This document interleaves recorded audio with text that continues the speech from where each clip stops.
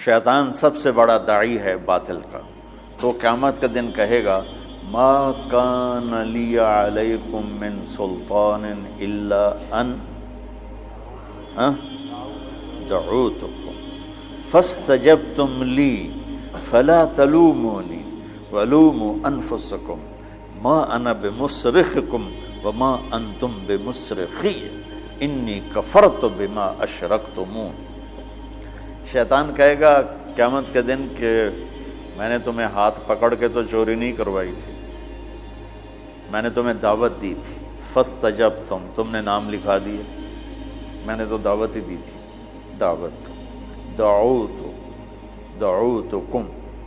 اب پیچھے جاؤ، پہلے داعی نوح علیہ السلام 950 سال کے بعد کہہ رہے ہیں رب انی دعوت قومی لیلا و نہار، دعوت اوحینا یوحی، اوحینا یوحی، دعوتکم اور دعوت قومی، دونوں ادھر بھی دعوت ادھر بھی دعوت۔ دعوت کے بغیر چیز پھیلتی نہیں۔ اب مارکیٹنگ کا نام سنا ہے؟ دعوت، کہ بھی اپنے آدمیوں کو اپنا سودا دے کر مارکیٹ میں پھیلا دینا اور پھر کہنا جی ہمارا سودا یہ ہے، آپ اس کو خریدیں۔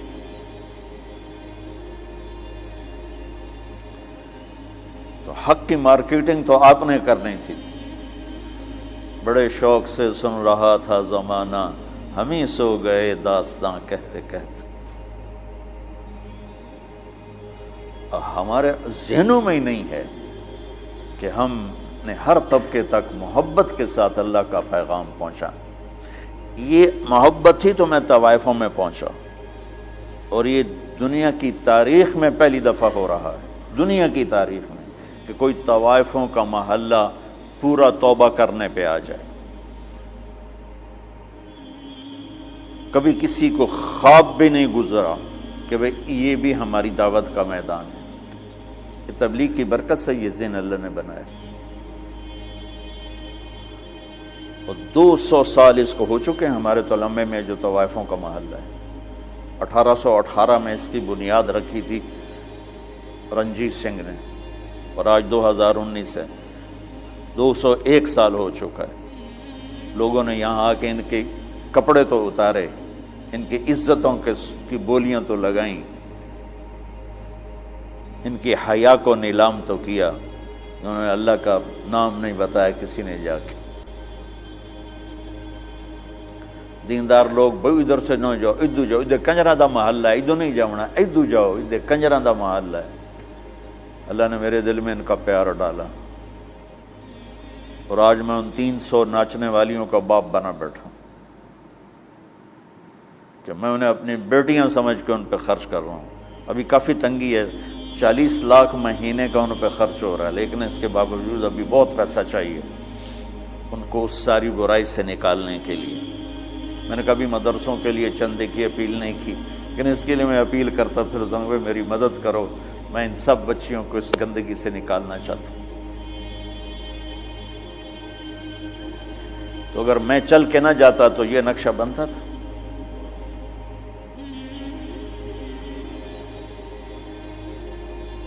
شاہ اسماعیل شہید رحمت اللہ نے ایک موتی طوائف کی توبہ کا ذریعہ بنے تھے، تو وہ اس کی ہل ہو گئی، شہرت آسمان پہ جا پہنچی۔ اللہ نے مجھے 300 طوائفوں کی زندگی کے بدلنے کا ذریعہ بنایا ہے۔ سب نہیں، چونکہ اتنا پیسہ میں نہیں دے پا رہا کہ وہ ایک مہینہ اپنا گھر کے خرچہ، چلو دال سے ہی روٹی کھا لیں، تھوڑا ہے، تو کچھ نہ کچھ وہ ان کو بیچاریوں کو کرنا پڑتا ہوگا، لیکن یہ میری محنت کا حصہ ہے۔ لیکن ہمارے علمی حلقوں میں کبھی کسی کو خیال نہیں آیا، دیندار حلقوں میں کبھی کسی کو خیال نہیں آیا۔ تو دعوت